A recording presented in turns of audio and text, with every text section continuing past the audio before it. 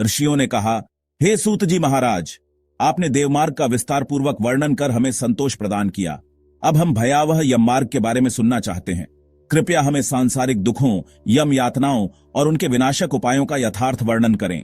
सूत जी बोले, हे मुनियों, मैं यममार्ग के विषय में कहता हूं, जो पापियों के लिए दुखद और पुण्यात्माओं के लिए सुखद है। भगवान विष्णु ने गरुड़ जी से इस विषय में जैसा कहा था, वही मैं आप लोगों को बताने जा रहा हूं। किसी समय गरुड़ जी ने भगवान विष्णु से विनम्रतापूर्वक पूछा, हे प्रभु, आपने भक्ति मार्ग का वर्णन किया और भक्तों की उत्तम गति का भी। अब मैं यममार्ग और पापियों को मिलने वाली यातनाओं के बारे में सुनना चाहता हूं। मैंने सुना है कि जो लोग आपकी भक्ति से विमुख रहते हैं वे नरक में जाते हैं। हे भगवान, नरक का मार्ग कैसा होता है और पापियों को वहां कैसी यातनाएं मिलती हैं? कृपया मुझे विस्तार से बताइए।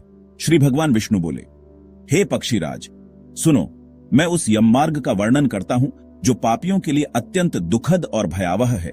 जो प्राणी सदा पाप कर्मों में लिप्त रहते हैं, दया और धर्म से रहित हैं, सत्संग और शास्त्रों से विमुख हैं, अहंकार से भरे हुए हैं, धन और मान के मद में चूर रहते हैं और दैवी गुणों से वंचित हैं, ऐसे पापी यममार्ग पर जाते हैं।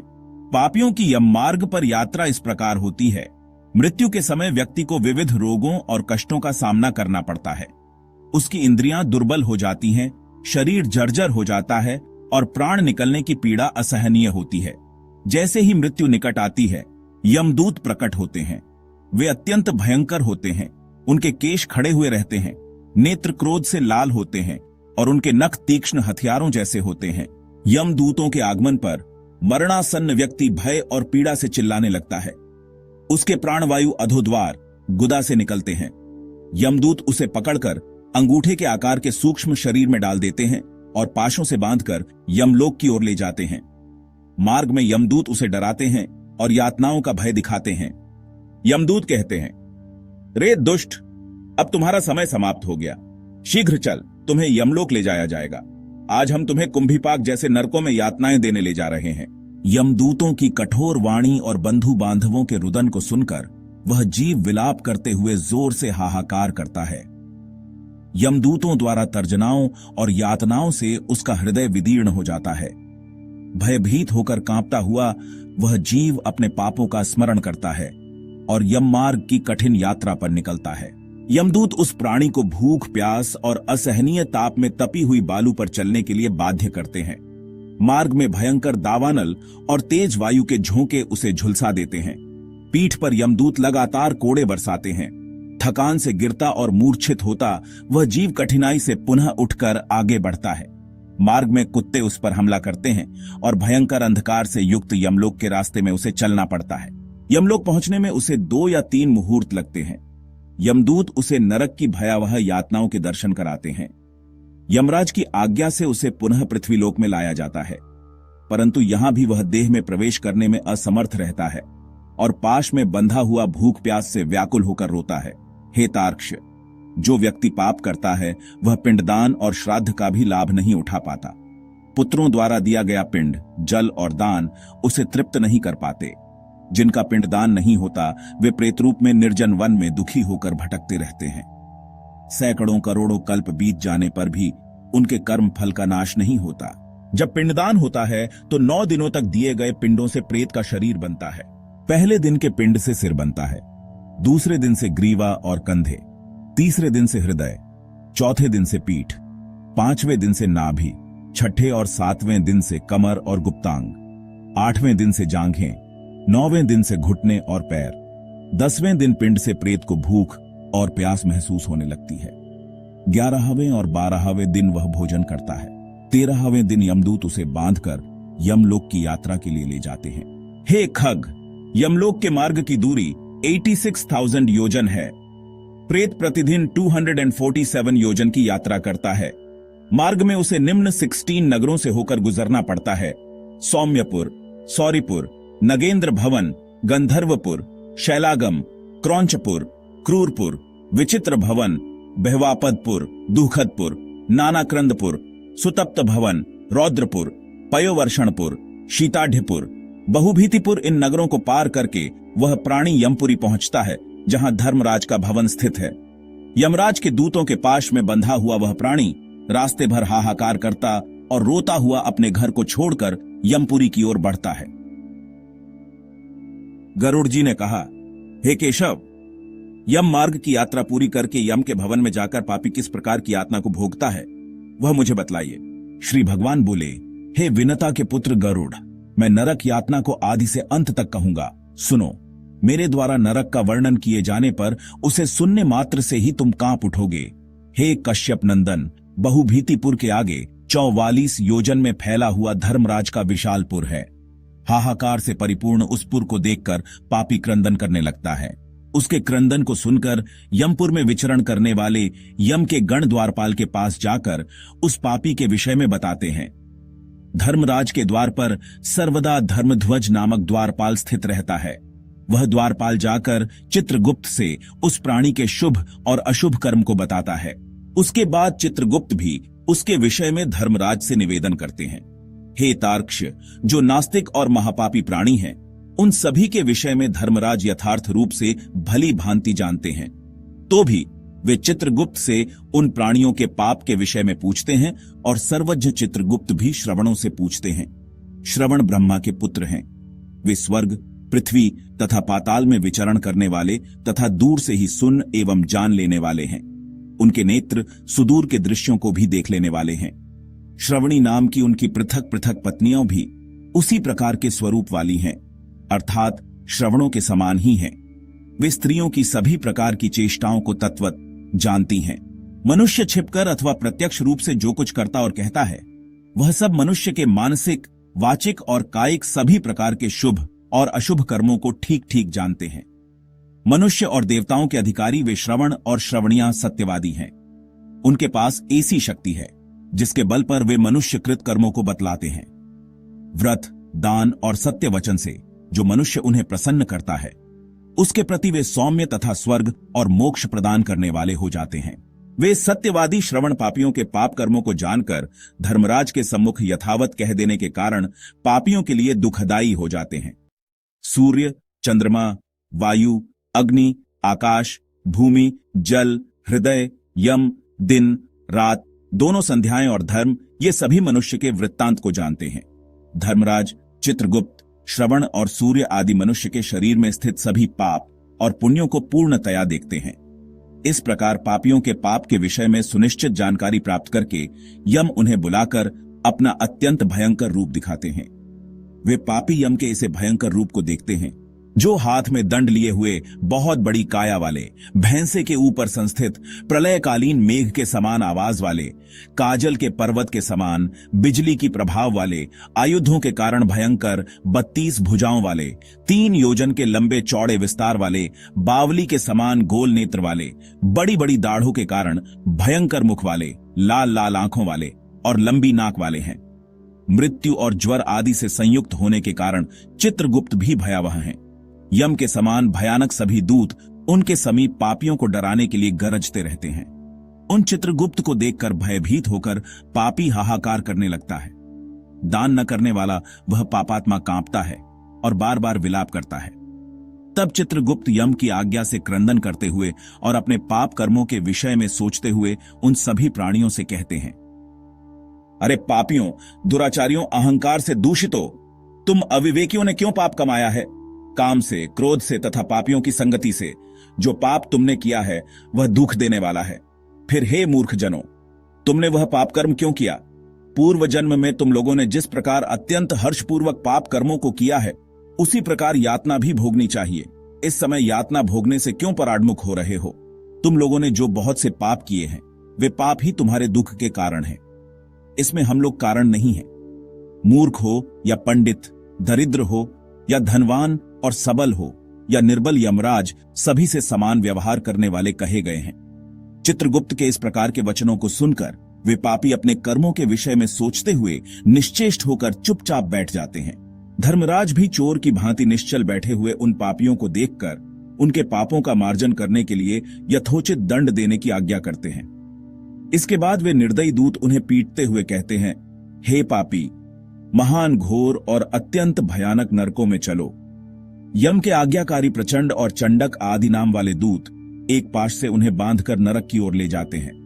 वहां जलती हुई अग्नि के समान प्रभा वाला एक विशाल वृक्ष है जो 5 योजन में फैला हुआ है तथा 1 योजन ऊंचा है। उस वृक्ष में नीचे मुख करके उसे सांकलों से बांधकर वे दूध पीटते हैं। वहां जलते हुए वे रोते हैं, पर वहां उनका कोई रक्षक नहीं होता। उसी शालमली वृक्ष में भूख और प्यास से पीड़ित तथा यमदूतों द्वारा पीटे जाते हुए अनेक पापी लटकते रहते हैं। वे आश्रय विहीन पापी अंजलि बांधकर, हे यमदूतों, मेरे अपराध को क्षमा कर दो, ऐसा उन दूतों से निवेदन करते हैं। बार बार लोहे की लाठियों, मुदगरों, भालों और बर्छियों, गदाओं और मूसलों से उन दूतों के द्वारा वे अत्यधिक मारे जाते हैं। मारने से जब वे चेष्टा रहित और मूर्छित हो जाते हैं, तब उन निश्चेष्ट पापियों को देखकर यम के दूत कहते हैं, अरे दुराचारियों, पापियों, तुम लोगों ने दुराचरण क्यों किया? सुलभ होने वाले भी जल और अन्न का दान कभी क्यों नहीं दिया? तुम लोगों ने आधा ग्रास भी कभी किसी को नहीं दिया, और न ही कुत्ते तथा कौए के लिए बलि ही दी। अतिथि को नमस्कार नहीं किया और पितरों का तर्पण नहीं किया। यमराज तथा चित्रगुप्त का उत्तम ध्यान भी नहीं किया और उनके मंत्रों का जप नहीं किया, जिससे तुम्हें यह यातना नहीं होती। कभी कोई तीर्थ यात्रा नहीं की, देवताओं की पूजा भी नहीं की। गृहस्थाश्रम में रहते हुए भी तुमने हंतकार नहीं निकाला, संतों की सेवा की नहीं, इसलिए अब स्वयं किए गए पाप का फल भोगो। चूंकि तुम धर्महीन हो, इसलिए तुम्हें बहुत अधिक पीटा जा रहा है। भगवान हरि ही ईश्वर है, वे ही अपराधियों को क्षमा करने में समर्थ हैं। हम तो उन्हीं की आज्ञा से अपराधियों को दंड देने वाले हैं। ऐसा कहकर वे दूत निर्दयतापूर्वक उन्हें पीटते हैं और उनसे पीटे जाने के कारण वे जलते हुए अंगार के समान नीचे गिर जाते हैं। गिरने से उस शालमली वृक्ष के पत्तों से उनका शरीर कट जाता है। नीचे गिरे हुए उन प्राणियों को कुत्ते खाते हैं और वे रोते हैं। रोते हुए उन पापियों के मुख में यमदूत धूल भर देते हैं तथा कुछ पापियों को विविध पाशों से बांधकर मुदगरों से पीटते हैं। कुछ पापी आरे से काष्ठ की भांति 2 टुकड़ों में किए जाते हैं और कुछ भूमि पर गिराकर कुल्हाड़ी से खंड खंड किए जाते हैं। कुछ को गड्ढे में आधा गाड़कर सिर में बाणों से भेदन किया जाता है। कुछ दूसरे पैरने वाले यंत्र में डालकर इक्षुदंड गन्ने की भांति पैरे जाते हैं। कुछ को चारों ओर से जलते हुए अंगारों से युक्त उल्मुख जलती हुई लकड़ी से ढक करके लौहपिंड की भांति धधकाया जाता है। कुछ को घी के खौलते हुए कड़ाही में, कुछ को तेल के कड़ाहे में तले जाते हुए बड़े की भांति इधर उधर चलाया जाता है। किन्हीं को मतवाले गजेंद्रों के सम्मुख रास्ते में फेंक दिया जाता है। किन्हीं को हाथ और पैर बांधकर अधोमुख लटकाया जाता है। किन्हीं को कुएं में फेंका जाता है। किन्हीं को पर्वतों से गिराया जाता है। कुछ दूसरे कीड़ों से युक्त कुंडों में डुबो दिए जाते हैं, जहां वे कीड़ों के द्वारा व्यथित होते हैं। कुछ पापी वज्र के समान चोंच वाले बड़े बड़े कौओं, गीधों और मांसभोजी पक्षियों द्वारा शिरोदेश में, नेत्र में और मुख में चोंचों से आघात करके नोचे जाते हैं। कुछ दूसरे पापियों से रण को वापस करने की प्रार्थना करते हुए कहते हैं, मेरा धन दो, मेरा धन दो। यमलोक में मैंने तुम्हें देख लिया है, मेरा धन तुम्ही ने लिया है। नरक में इस प्रकार विवाद करते हुए पापियों के अंगों से सड़सियों द्वारा मांस नोचकर यमदूत उन्हें देते हैं। इस प्रकार उन पापियों को सम्यक प्रताड़ित करके यम की आज्ञा से यमदूत खींचकर तामिस्त्र आदि घोर नरकों में फेंक देते हैं। उस वृक्ष के समीप में ही बहुत दुखों से परिपूर्ण नरक है, जिनमें प्राप्त होने वाले महान दुखों का वर्णन वाणी से नहीं किया जा सकता। हे आकाशचारिण गरुड़, नरकों की संख्या 84 लाख है। उनमें से अत्यंत भयंकर और प्रमुख नरकों की संख्या 21 है। तामिस्त्र, लोहशंकु, महारौरव, शालमली, रौरव, कुडमल, कालसूत्रक, पूतिमृत्तिक, संघात, लोहितोद, सविश, संप्रतापन, महानिरय, काकोल, संजीवन, महापथ, अवीची, अंधतामिस्त्र, कुंभिपाक, संप्रतापन तथा तपन, ये 21 नरक हैं। अनेक प्रकार के पापों का फल इनमें प्राप्त होता है और ये यम के दूतों से अधिष्ठित हैं। इन नरकों में गिरे हुए मूर्ख, पापी, अधर्मी जीव कल्प पर्यंत उन नरक यातनाओं को भोगते हैं। तामिस्त्र और अंधतामिस्त्र तथा रौरवादी नरकों की जो यातनाएं हैं, उन्हें स्त्री और पुरुष पारस्परिक संग से निर्मित कर भोगते हैं।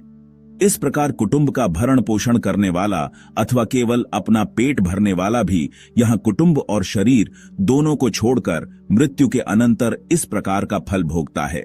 प्राणियों के साथ द्रोह करके भरण पोषण किए गए अपने स्थूल शरीर को यहीं छोड़कर पाप कर्म रूपी पाठेय के साथ पापी अकेला ही अंधकारपूर्ण नरक में जाता है, जिसका द्रव्य चोरी चला गया है। ऐसे व्यक्ति की भांति पापी पुरुष दैव से प्राप्त अधर्म पूर्वक कुटुंब पोषण के फल को नरक में आतुर होकर भोगता है। केवल अधर्म से कुटुंब के भरण पोषण के लिए प्रयत्नशील व्यक्ति अंधकार की पराकाष्ठा अंधतामिस्त्र नामक नरक में जाता है। मनुष्य लोक के नीचे नरकों की जितनी यातनाएं हैं, क्रमश उनका भोग भोगते हुए वह पापी शुद्ध होकर पुण्य इस मर्त्य लोक में जन्म पाता है। गरुड़ जी ने कहा, हे केशव, किन पापों के कारण पापी मनुष्य यमलोक के महामार्ग में जाते हैं और किन पापों से वैतरणी में गिरते हैं तथा किन पापों के कारण नरक में जाते हैं, वह मुझे बताइए। श्री भगवान बोले, सदा पाप कर्मों में लगे हुए शुभ कर्म से विमुख प्राणी एक नरक से दूसरे नरक को, एक दुख के बाद दूसरे दुख को तथा एक भय के बाद दूसरे भय को प्राप्त होते हैं। धार्मिक जन धर्मराजपुर में 3 दिशाओं में स्थित द्वारों से जाते हैं और पापी पुरुष दक्षिण द्वार के मार्ग से ही वहां जाते हैं। इसी महादू खदाई दक्षिण मार्ग में वैतरणी नदी है। उसमें जो पापी पुरुष जाते हैं उन्हें मैं तुम्हें बताता हूं, जो ब्राह्मणों की हत्या करने वाले, सुरापान करने वाले, गोघाती, बाल हत्यारे, स्त्री की हत्या करने वाले, गर्भपात करने वाले और गुप्त रूप से पाप करने वाले हैं। जो गुरु के धन को हरण करने वाले, देवता अथवा ब्राह्मण का धन हरण करने वाले, स्त्री द्रव्यहारी, बाल द्रव्यहारी हैं। जो ऋण लेकर उसे न लौटाने वाले, धरोहर का अपहरण करने वाले, विश्वासघात करने वाले, विषान्न देकर मार डालने वाले, दूसरे के दोष को ग्रहण करने वाले, गुणों की प्रशंसा न करने वाले, गुणवानों के साथ डाह रखने वाले, नीचों के साथ अनुराग रखने वाले, मूढ़ सत्संगति से दूर रहने वाले हैं। जो तीर्थों, सज्जनों, सत्कर्मों, गुरुजनों और देवताओं की निंदा करने वाले हैं। पुराण, वेद, मीमांसा, न्याय और वेदांत को दूषित करने वाले हैं। जो दुखी व्यक्ति को देखकर प्रसन्न होने वाले, प्रसन्न को दुख देने वाले, दुर्वचन बोलने वाले तथा सदा दूषित चित्तवृत्ति वाले हैं। जो हितकर वाक्य और शास्त्रीय वचनों को कभी न सुनने वाले, अपने को सर्वश्रेष्ठ समझने वाले, घमंडी, मूर्ख होते हुए अपने को विद्वान समझने वाले हैं। ये तथा अन्य बहुत पापों का अर्जन करने वाले अधर्मी जीव रात दिन रोते हुए यम मार्ग में जाते हैं। यमदूतों के द्वारा पीटे जाते हुए वे पापी वैतरणी की ओर जाते हैं और उसमें गिरते हैं। ऐसे उन पापियों के विषय में मैं तुम्हें बताता हूं जो माता, पिता, गुरु, आचार्य तथा पूज्य जनों को अपमानित करते हैं। वे मनुष्य वैतरणी में डूबते हैं। जो पुरुष पतिव्रता, सच्चरित्र, उत्तम कुल में उत्पन्न, विनय से युक्त स्त्री को द्वेष के कारण छोड़ देते हैं, वे वैतरणी में पड़ते हैं। जो हजारों गुणों के होने पर भी सत्पुरुषों में दोष का आरोपण करते हैं और उनकी अवहेलना करते हैं, वे वैतरणी में पड़ते हैं। वचन देकर के जो ब्राह्मण को यथार्थ रूप में दान नहीं देता है और बुला करके जो व्यक्ति नहीं है ऐसा कहता है, वे दोनों सदा वैतरणी में निवास करते हैं। स्वयं दी हुई वस्तु का जो अपहरण कर लेता है, दान देकर पश्चाताप करता है, जो दूसरे की आजीविका का हरण कर लेता है, दान देने से रोकता है, यज्ञ का विध्वंस करता है, कथा भंग करता है, क्षेत्र की सीमा का हरण कर लेता है और गोचर भूमि को जोतता है, वह वैतरणी में पड़ता है। ब्राह्मण होकर रस विक्रय करने वाला, वृषली का पति, शूद्र स्त्री का ब्राह्मण पति, वेद प्रतिपादित यज्ञ के अतिरिक्त अपने लिए पशुओं की हत्या करने वाला, ब्रह्म कर्म से च्युत, मांस भोजी, मद्य पीने वाला, उच्च रंखल स्वभाव वाला, शास्त्र अध्ययन से रहित ब्राह्मण, वेद पढ़ने वाला शूद्र, कपिला का दूध पीने वाला शूद्र, यज्ञोपवीत धारण करने वाला शूद्र, ब्राह्मणी का पति बनने वाला शूद्र, राजमहिषी के साथ व्यभिचार करने वाला, पराई स्त्री का अपहरण करने वाला, कन्या के साथ कामाचार की इच्छा रखने वाला तथा जो सतीत्व नष्ट करने वाला है। ये सभी तथा इसी प्रकार और भी बहुत निषिद्धाचरण करने में उत्सुक तथा शास्त्र विहित कर्मों को त्यागने वाले वे मूढ़जन वैतरणी में गिरते हैं। सभी मार्गों को पार करके पापी यम के भवन में पहुंचते हैं और पुण्य यम की आज्ञा से आकर दूत लोग उन्हें वैतरणी में फेंक देते हैं। हे खगराज, यह वैतरणी नदी कष्ट प्रदान करने वाले सभी प्रमुख नरकों में सर्वाधिक कष्टप्रद है। इसलिए यमदूत पापियों को उस वैतरणी में फेंकते हैं। जिसने अपने जीवन काल में काली गाय का दान नहीं किया अथवा मृत्यु के पश्चात जिसके उद्देश्य से बांधवों द्वारा कृष्णा गौ नहीं दी गई और जिसने अपनी और्ध्व दैहिक क्रिया नहीं कर ली या जिसके उद्देश्य से और्ध्व दैहिक क्रिया नहीं की गई हो, वे वैतरणी में महान दुख भोग करके वैतरणी तट स्थित शालमली वृक्ष में जाते हैं। जो झूठी गवाही देने वाले, धर्म पालन का ढोंग करने वाले, छल से धन का अर्जन करने वाले, चोरी द्वारा आजीविका चलाने वाले, अत्यधिक वृक्षों को काटने वाले, वन और वाटिका को नष्ट करने वाले, व्रत तथा तीर्थ का परित्याग करने वाले, विधवा के शील को नष्ट करने वाले हैं। जो स्त्री अपने पति को दोष लगाकर परपुरुष में आसक्त होने वाली है, ये सभी और इस प्रकार के अन्य पापी भी शाल्मली वृक्ष द्वारा बहुत ताड़ना प्राप्त करते हैं। पीटने से नीचे गिरे हुए उन पापियों को यमदूत नरकों में फेंकते हैं। उन नरकों में जो पापी गिरते हैं उनके विषय में मैं तुम्हें बतलाता हूं। वेद की निंदा करने वाले, नास्तिक, मर्यादा का उल्लंघन करने वाले, कंजूस, विषयों में डूबे रहने वाले, दंभी तथा कृतघ्न मनुष्य निश्चय ही नरकों में गिरते हैं। जो कुआं, तालाब, बावली, देवालय तथा सार्वजनिक स्थान, धर्मशाला आदि को नष्ट करते हैं, वे निश्चय ही नरक में जाते हैं। स्त्रियों, छोटे बच्चों, नौकरों तथा श्रेष्ठजनों को छोड़कर एवं पितरों और देवताओं की पूजा का परित्याग करके जो भोजन करते हैं, वे नरकगामी होते हैं। जो मार्ग को कीलों से, पुलों से, लकड़ियों से तथा पत्थरों एवं कांटों से रोकते हैं, निश्चय ही वे नरकगामी होते हैं।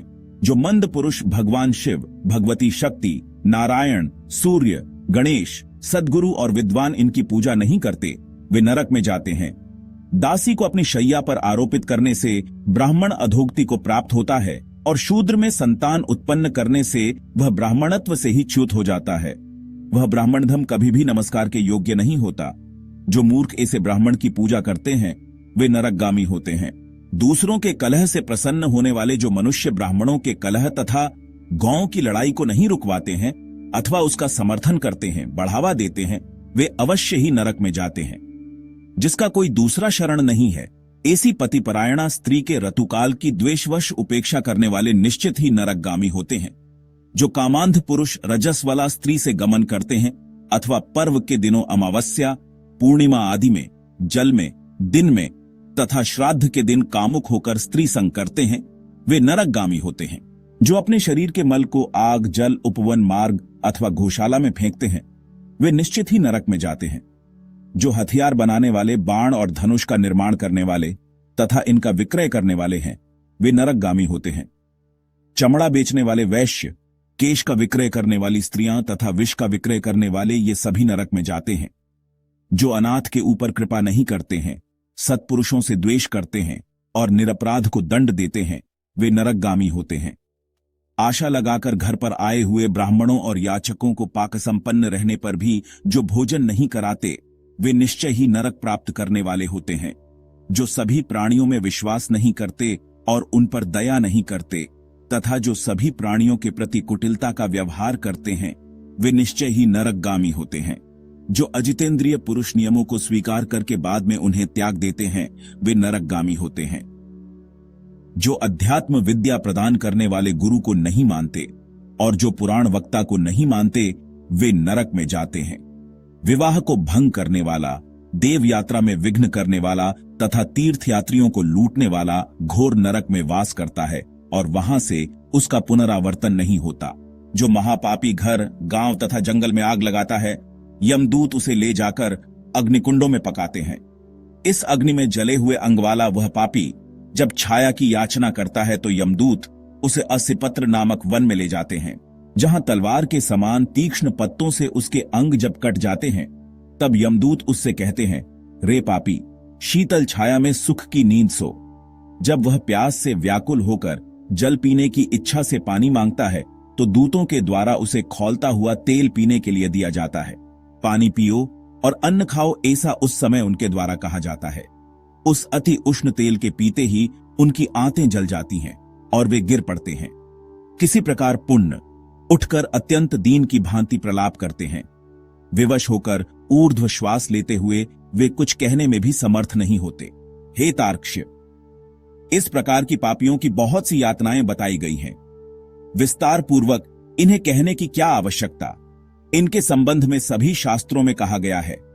इस प्रकार हजारों नर नारी नारकीय यातना को भोगते हुए प्रलय पर्यंत घोर नरकों में पकते रहते हैं। उस पाप का अक्षय फल भोगकर पुण्य वहीं पैदा होते हैं और यम की आज्ञा से पृथ्वी पर आकर स्थावर आदि योनियों को प्राप्त करते हैं। वृक्ष, गुल्म, लता, वल्ली, गिरी तथा तृण आदि ये स्थावर योनियां कही गई हैं। ये अत्यंत मोह से आवृत हैं। कीट, पशु, पक्षी, जलचर तथा देव, इन योनियों को मिलाकर 84 लाख योनियां कही गई हैं। इन सभी योनियों में घूमते हुए जब जीव मनुष्य योनि प्राप्त करते हैं, और मनुष्य योनि में भी नरक से आए व्यक्ति चांडाल के घर जन्म लेते हैं तथा उसमें भी कुष्ठ आदि पाप चिन्हों से वे बहुत दुखी रहते हैं। किसी को गलित कुष्ठ हो जाता है, कोई जन्म से अंधे होते हैं और कोई महारोग से व्यथित होते हैं। इस प्रकार पुरुष और स्त्री में पाप के चिन्ह दिखाई पड़ते हैं। गरुड़ जी ने कहा, हे केशव, जिस जिस पाप से जो जो चिन्ह प्राप्त होते हैं और जिन जिन योनियों में जीव जाते हैं वह मुझे बताइए। श्री भगवान ने कहा, नरक से आए हुए पापी जिन पापों के द्वारा जिस योनि में आते हैं और जिस पाप से जो चिन्ह होता है वह मुझसे सुनो। ब्रह्महत्यारा क्षय रोगी होता है, गाय की हत्या करने वाला मूर्ख और कुबड़ा होता है, कन्या की हत्या करने वाला कोढ़ी होता है और ये तीनों पापी चांडाल योनि प्राप्त करते हैं। स्त्री की हत्या करने वाला तथा गर्भपात कराने वाला भिल्ल होकर रोगी होता है। परस्त्री गमन करने वाला नपुंसक और गुरु पत्नी के साथ व्यभिचार करने वाला चर्म रोगी होता है। मांस का भोजन करने वाले का अंग अत्यंत लाल होता है। मद्य पीने वाले के दांत काले होते हैं। लालचवश अभक्ष्य भक्षण करने वाले ब्राह्मण को महोदर रोग होता है। जो दूसरे को दिए बिना मिष्टान्न खाता है उसे गले में गंडमाला रोग होता है। श्राद्ध में अपवित्र अन्न देने वाला श्वेत कुष्ठी होता है। गर्व से गुरु का अपमान करने वाला मनुष्य मिर्गी का रोगी होता है। वेद शास्त्र की निंदा करने वाला निश्चित ही पांडुरोगी होता है। झूठी गवाही देने वाला गूंगा, पंक्ति भेद करने वाला काना, विवाह में विघ्न करने वाला व्यक्ति ओष्ठ रहित और पुस्तक चुराने वाला जन्मांध होता है। गाय और ब्राह्मण को पैर से मारने वाला लूला लंगड़ा होता है। झूठ बोलने वाला हकलाकर बोलता है तथा झूठी बात सुनने वाला बहारा होता है। विष देने वाला मूर्ख और पागल तथा आग लगाने वाला गंजा होता है। मांस बेचने वाला अभागा और दूसरे का मांस खाने वाला रोगी होता है। रत्नों का अपहरण करने वाला हीन जाति में उत्पन्न होता है। सोना चुराने वाला नखरोगी और अन्य धातुओं को चुराने वाला निर्धन होता है। अन्न चुराने वाला चूहा और धान चुराने वाला टिड्डी होता है। जल की चोरी करने वाला चातक और विष का व्यवहार करने वाला बिच्छू होता है। शाक पात चुराने वाला मयूर होता है। शुभ गंध वाली वस्तुओं को चुराने वाला छुछुंदरी होता है। मधु चुराने वाला डांस, मांस चुराने वाला गीध और नमक चुराने वाला चींटी होता है। तांबूल, फल तथा पुष्प आदि की चोरी करने वाला वन में बंदर होता है। जूता, घास तथा कपास को चुराने वाला भेड़ योनि में उत्पन्न होता है। जो रौद्र कर्मों से आजीविका चलाने वाला है, मार्ग में यात्रियों को लूटता है। और जो आखेट का व्यसन रखने वाला, वह कसाई के घर का बकरा होता है। विष पीकर मरने वाला पर्वत पर काला नाग होता है। जिसका स्वभाव अमर्यादित है, वह निर्जन वन में हाथी होता है। बलिवैश्वदेव न करने वाले तथा सब कुछ खा लेने वाले द्विज और बिना परीक्षण किए भोजन कर लेने वाले व्यक्ति निर्जन वन में व्याघ्र होते हैं। जो ब्राह्मण गायत्री का स्मरण नहीं करता और जो संध्योपासना नहीं करता, जिसका अंत स्वरूप दूषित तथा बाह्य स्वरूप साधु की तरह प्रतीत होता है, वह ब्राह्मण बगुला होता है। जिनको यज्ञ नहीं करना चाहिए, उनके यहां यज्ञ कराने वाला ब्राह्मण गांव का सुअर होता है। क्षमता से अधिक यज्ञ कराने वाला गर्दभ तथा बिना आमंत्रण के भोजन करने वाला कौवा होता है। जो सत्पात्र शिष्य को विद्या नहीं प्रदान करता, वह ब्राह्मण बैल होता है। गुरु की सेवा न करने वाला शिष्य बैल और गधा होता है। गुरु के प्रति अपमान के तात्पर्य से हूं या तू शब्दों का उच्चारण करने वाला और वाद विवादों में ब्राह्मण को पराजित करने वाला जल विहीन अरण्य में ब्रह्म राक्षस होता है। प्रतिज्ञा करके द्विज को दान न देने वाला सियार होता है। सत्पुरुषों का अनादर करने वाला व्यक्ति अग्निमुख सियार होता है। मित्र से द्रोह करने वाला पर्वत का गीध होता है और क्रय में धोखा देने वाला उल्लू होता है। वर्णाश्रम की निंदा करने वाला वन में कपोत होता है। आशा को तोड़ने वाला और स्नेह को नष्ट करने वाला, द्वेषवश स्त्री का परित्याग कर देने वाला बहुत काल तक चकोर होता है। माता पिता, गुरु से द्वेष करने वाला तथा बहन और भाई से शत्रुता करने वाला हजारों जन्मों तक गर्भ में या योनि में नष्ट होता रहता है। सास ससुर को अपशब्द कहने वाली स्त्री तथा नित्य कलह करने वाली स्त्री जलौका अर्थात जल झोंक होती है और पति की भर्त्सना करने वाली नारी जूं होती है। अपने पति का परित्याग करके परपुरुष का सेवन करने वाली स्त्री चमगादड़ी, छिपकली अथवा दो मुंह वाली सर्पिणी होती है। सगोत्र की स्त्री के साथ संबंध बनाकर अपने गोत्र को विनष्ट करने वाला लकड़बग्घा और शल्लक होकर रीछ योनि में जन्म लेता है। तापसी के साथ व्यभिचार करने वाला कामी पुरुष मरु प्रदेश में पिशाच होता है और अप्राप्त यौवन से संबंध करने वाला वन में अजगर होता है। गुरुपत्नी के साथ गमन की इच्छा रखने वाला मनुष्य गिरगिट होता है। राजपत्नी के साथ गमन करने वाला ऊंट तथा मित्र की पत्नी के साथ गमन करने वाला गधा होता है। गुदा गमन करने वाला विष्ठा भोगी सुअर तथा शूद्रागामी बैल होता है। जो महाकामी होता है वह काम लंपट घोड़ा होता है। किसी के मरणा शौच में एकादशाह तक भोजन करने वाला कुत्ता होता है। देवद्रव्य भोक्ता देवलक ब्राह्मण मुर्गे की योनि प्राप्त करता है। जो ब्राह्मण धम द्रव्यार्जन के लिए देवता की पूजा करता है वह देवलक कहलाता है। वह देव कार्य तथा पितृकार्य के लिए निंदनीय है। महापातक से प्राप्त अत्यंत घोर एवं दारुण नरकों का भोग प्राप्त करके महापातकी व्यक्ति कर्म के क्षय होने पर पुण्य इस मर्त्यलोक में जन्म लेते हैं। ब्रह्म हत्यारा गधा ऊंट और महिषी की योनि प्राप्त करता है तथा सुरापान करने वाला भेड़िया कुत्ता एवं सियार की योनि में जाते हैं। स्वर्ण चुराने वाला कृमि कीट तथा पतंग की योनि प्राप्त करता है। गुरु पत्नी के साथ गमन करने वाला तृण गुल्म तथा लता होता है। परस्त्री का हरण करने वाला धरोहर का हरण करने वाला तथा ब्राह्मण के धन का अपहरण करने वाला ब्रह्मरास होता है। ब्राह्मण का धन कपट स्नेह से खाने वाला 7 पीढ़ियों तक अपने कुल का विनाश करता है और बलात्कार तथा चोरी के द्वारा खाने पर जब तक चंद्रमा और तारकों की स्थिति होती है तब तक वह अपने कुल को जलाता है। लोहे और पत्थरों के चूर्ण तथा विष को व्यक्ति पचा सकता है, पर तीनों लोकों में ऐसा कौन व्यक्ति है जो ब्राह्मण के धन को पचा सकता है? ब्राह्मण के धन से पोषित की गई सेना तथा वाहन युद्ध काल में बालू से बने सेतु बांध के समान नष्ट भ्रष्ट हो जाते हैं। देवद्रव्य का उपभोग करने से अथवा ब्रह्म स्वरूप का हरण करने से, ब्राह्मण का अतिक्रमण करने से कुल पतित हो जाते हैं। अपने आश्रित वेद परायण ब्राह्मण को छोड़कर अन्य ब्राह्मण को दान देना ब्राह्मण का अतिक्रमण करना कहलाता है। वेद वेदांग के ज्ञान से रहित ब्राह्मण को छोड़ना अतिक्रमण नहीं कहलाता है, क्योंकि जलती हुई आग को छोड़कर भस्म में आहुति नहीं दी जाती। हे तार्क्ष्य, ब्राह्मण का अतिक्रमण करने वाला व्यक्ति नरकों को भोग कर जन्मांध एवं दरिद्र होता है। वह कभी दाता नहीं बन सकता, अपितु याचक ही रहता है। अपने द्वारा दी हुई अथवा दूसरे द्वारा दी गई पृथ्वी को जो छीन लेता है वह 60,000 वर्षों तक विष्ठा का कीड़ा होता है। जो स्वयं कुछ देकर पुण्य स्वयं ले भी लेता है वह पापी एक कल्प तक नरक में रहता है। जीविका अथवा भूमि का दान देकर यत्नपूर्वक उसकी रक्षा करनी चाहिए। जो रक्षा नहीं करता प्रत्युत उसे हर लेता है वह पंगु अर्थात लंगड़ा कुत्ता होता है। ब्राह्मण को आजीविका देने वाला व्यक्ति 1 लाख गोदान का फल प्राप्त करता है और ब्राह्मण की वृत्ति का हरण करने वाला बंदर कुत्ता तथा लंगूर होता है। हे खगेश्वर, प्राणियों को अपने कर्म के अनुसार लोक में पूर्वोक्त योनियों तथा शरीर पर चिन्ह देखने को मिलते हैं। इस प्रकार दुष्कर्म करने वाले जीव नारकीय यातनाओं को भोग कर अवशिष्ट पापों को भोगने के लिए इन पूर्वोक्त योनियों में जाते हैं। इसके बाद हजारों जन्मों तक तिर्यक का शरीर प्राप्त करके वे बोझा ढोने आदि कार्यों से दुख प्राप्त करते हैं। फिर पक्षी बनकर वर्षा, शीत तथा आतप से दुखी होते हैं। इसके बाद अंत में जब पुण्य और पाप बराबर हो जाते हैं तब मनुष्य की योनि मिलती है। स्त्री पुरुष के संबंध से वह गर्भ में उत्पन्न होकर गर्भ से लेकर मृत्यु तक के दुख प्राप्त करके पुण्य मर जाता है। इस प्रकार सभी प्राणियों का जन्म और विनाश होता है। यह जन्म मरण का चक्र चारों प्रकार की सृष्टि में चलता रहता है। मेरी माया से प्राणी घटी यंत्र की भांति ऊपर नीचे की योनियों में भ्रमण करते रहते हैं। कर्मपाश बंधे रहकर कभी वे नरक में और कभी भूमि पर जन्म लेते हैं। दान न देने से प्राणी दरिद्र होता है। दरिद्र हो जाने पर फिर पाप करता है। पाप के प्रभाव से नरक में जाता है और नरक से लौटकर पुण्य, दरिद्र और पुण्य, पापी होता है।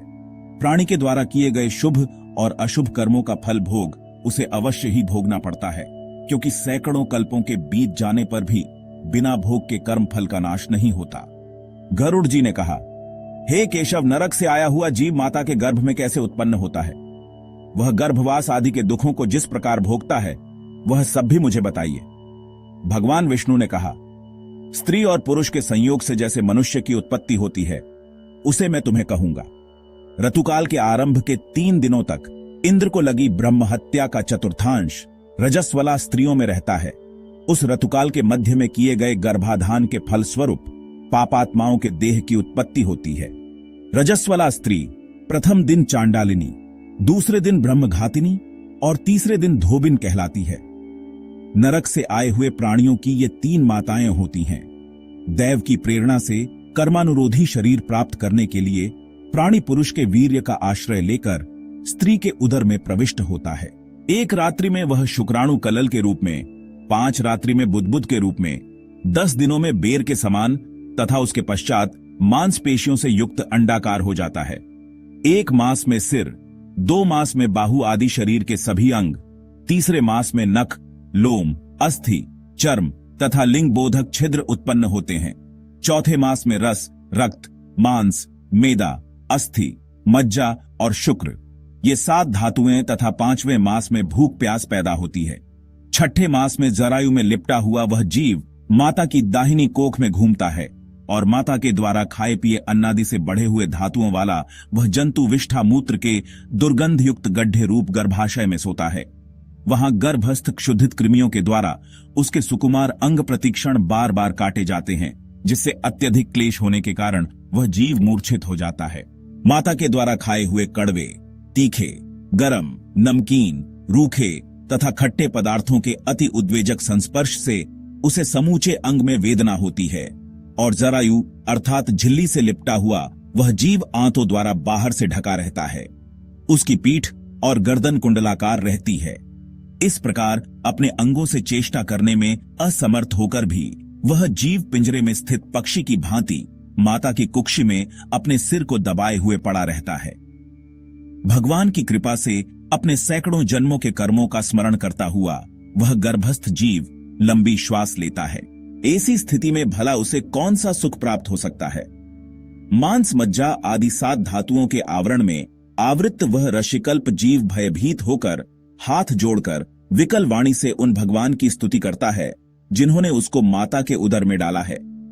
7वें महीने के आरंभ से ही सभी जन्मों के कर्मों का ज्ञान हो जाने पर भी गर्भस्थ प्रसूति वायु के द्वारा चालित होकर वह विष्ठा में उत्पन्न सहोदर कीड़े की भांति एक स्थान पर ठहर नहीं पाता। जीव कहता है, मैं लक्ष्मी के पति, जगत के आधार, अशुभ का नाश करने वाले तथा शरण में आए हुए जीवों के प्रति वात्सल्य रखने वाले भगवान विष्णु की शरण में जाता हूं। हे नाथ, आपकी माया से मोहित होकर मैं देह में अहम भाव तथा पुत्र और पत्नी आदि में ममत्व भाव के अभिमान से जन्म मरण के चक्कर में फंसा हूं। मैंने अपने परिजनों के उद्देश्य से शुभ और अशुभ कर्म किए, किंतु अब मैं उन कर्मों के कारण अकेला जल रहा हूं। उन कर्मों के फल भोगने वाले पुत्र कलत्रादि अलग हो गए। यदि इस गर्भ से निकलकर मैं बाहर आऊं तो फिर आपके चरणों का स्मरण करूंगा और ऐसा उपाय करूंगा जिससे मुक्ति प्राप्त कर लूं। विष्ठा और मूत्र के कुएं में गिरा हुआ झठराग्नि से जलता हुआ एवं यहां से बाहर निकलने की इच्छा करता हुआ मैं कब बाहर निकल पाऊंगा? जिस दीनदयाल परमात्मा ने मुझे इस प्रकार का विशेष ज्ञान दिया है, मैं उन्हीं की शरण ग्रहण करता हूं, जिससे मुझे पुण्य संसार के चक्कर में न आना पड़े, अथवा मैं माता के गर्भगृह से कभी भी बाहर जाने की इच्छा नहीं करता, क्योंकि बाहर जाने पर पाप कर्मों से पुण्य मेरी दुर्गति हो जाएगी। इसलिए यहां बहुत दुख की स्थिति में रहकर भी मैं खेद रहित होकर आपके चरणों का आश्रय लेकर संसार से अपना उद्धार कर लूंगा। श्री भगवान बोले, इस प्रकार की बुद्धि वाले एवं स्तुति करते हुए 10 मास के ऋषिकल्प उस जीव को प्रसूति प्रसव के लिए तुरंत नीचे की ओर ढकेलता है। प्रसूति मार्ग के द्वारा नीचे सिर करके सहसा गिराया गया वह आतुर जीव अत्यंत कठिनाई से बाहर निकलता है और उस समय वह श्वास नहीं ले पाता है तथा उसकी स्मृति भी नष्ट हो जाती है। पृथ्वी पर विष्ठा और मूत्र के बीच गिरा हुआ वह जीव मल में उत्पन्न कीड़े की भांति चेष्टा करता है और विपरीत गति प्राप्त करके ज्ञान नष्ट हो जाने के कारण अत्यधिक रुदन करने लगता है। गर्भ में, रुग्णावस्था में, श्मशान भूमि में तथा पुराण के पारायण या श्रवण के समय जैसी बुद्धि होती है, वह यदि स्थिर हो जाए तो कौन व्यक्ति सांसारिक बंधन से मुक्त नहीं हो सकता। कर्म भोग के अनंतर जीव जब गर्भ से बाहर आता है तब उसी समय वैष्णवी माया उस पुरुष को मोहित कर देती है। उस समय माया के स्पर्श से वह जीव विवश होकर कुछ बोल नहीं पाता। प्रत्युत शैशवादी अवस्थाओं में होने वाले दुखों को पराधीन की भांति भोगता है। उसका पोषण करने वाले लोग उसकी स्थिति इच्छा को जान नहीं पाते। प्रत्याख्यान करने में असमर्थ होने के कारण वह अनभिप्रेत अर्थात विपरीत स्थिति को प्राप्त हो जाता है। स्वदत्त जीवों से दूषित तथा विष्ठा मूत्र से अपवित्र शैया पर सुलाए जाने के कारण अपने अंगों को खुजलाने में, आसन से उठने में तथा अन्य चेष्टाओं को करने में वह असमर्थ रहता है। जैसे एक कृमि दूसरे कृमि को काटता है, उसी प्रकार ज्ञान शून्य और रोते हुए उस शिशु की कोमल त्वचा को डांस, मच्छर और खटमल आदि जंतु व्यथित करते हैं। इस प्रकार शैशवावस्था का दुख भोगकर वह पौगंडावस्था में भी दुख ही भोगता है। तदनंतर युवावस्था प्राप्त होने पर आसुरी संपत्ति, दंभ, घमंड और अभिमान तथा क्रोध, कठोरता तथा अज्ञान, ये सब आसुरी संपदा लेकर उत्पन्न हुए पुरुष के लक्षण को प्राप्त करता है। तब वह दुर्व्यसनों में आसक्त होकर नीच पुरुषों के साथ संबंध बनाता है और वह काम लंपट प्राणी शास्त्र तथा सत्पुरुषों से द्वेष करता है। भगवान की माया रूपी स्त्री को देखकर वह अजितेंद्रिय पुरुष उसकी भाव भंगिमा से प्रलोभित होकर महामोहरूप अंधतम में उसी प्रकार गिर पड़ता है जिस प्रकार अग्नि में पतंगा, हिरन, हाथी, पतंगा, भौंरा और मछली, ये पांचों शब्द स्पर्श, रूप, गंध तथा रस, इन 5 विषयों में एक एक में आसक्ति होने के कारण ही मारे जाते हैं। फिर एक प्रमादी व्यक्ति जो 5 इंद्रियों से 5 विषयों का भोग करता है, वह क्यों नहीं मारा जाएगा? अभीप्सित वस्तु की अप्राप्ति की स्थिति में अज्ञान के कारण ही क्रोध हो आता है और शोक को प्राप्त व्यक्ति देह के साथ ही बढ़ने वाले अभिमान तथा क्रोध के कारण वह कामी व्यक्ति स्वयं अपने नाश हेतु दूसरे कामी से शत्रुता कर लेता है। इस प्रकार अधिक बलशाली अन्य कामीजनों के द्वारा वह वैसे ही मारा जाता है जैसे किसी बलवान हाथी से दूसरा हाथी। इस प्रकार जो मूर्ख अत्यंत दुर्लभ मानव जीवन को विषयासक्ति के कारण व्यर्थ में नष्ट कर लेता है, उससे बढ़कर पापी और कौन होगा। सैकड़ों योनियों को पार करके पृथ्वी पर दुर्लभ मानव योनि प्राप्त होती है। मानव शरीर प्राप्त होने पर भी द्विजत्व की प्राप्ति उससे भी अधिक दुर्लभ है। अति दुर्लभ द्विजत्व को प्राप्त कर जो व्यक्ति द्विजत्व की रक्षा के लिए अपेक्षित धर्म कर्मानुष्ठान नहीं करता, केवल इंद्रियों की तृप्ति में ही प्रयत्नशील रहता है, उसके हाथ में आया हुआ अमृत स्वरूप वह अवसर उसके प्रमाद से नष्ट हो जाता है। इसके बाद वृद्धावस्था को प्राप्त करके महान व्याधियों से व्याकुल होकर मृत्यु को प्राप्त करके वह पूर्ववत महान दुखपूर्ण नरक में जाता है। इस प्रकार जन्म मरण के हेतुभूत कर्मपाशों से बंधे हुए वे पापी मेरी माया से विमोहित होकर कभी भी वैराग्य को प्राप्त नहीं करते। हे तार्क्ष्य, इस प्रकार मैंने तुम्हें अंत्येष्टि कर्म से हीन पापियों की नरक गति बताई। अब आगे और क्या सुनना चाहते हो?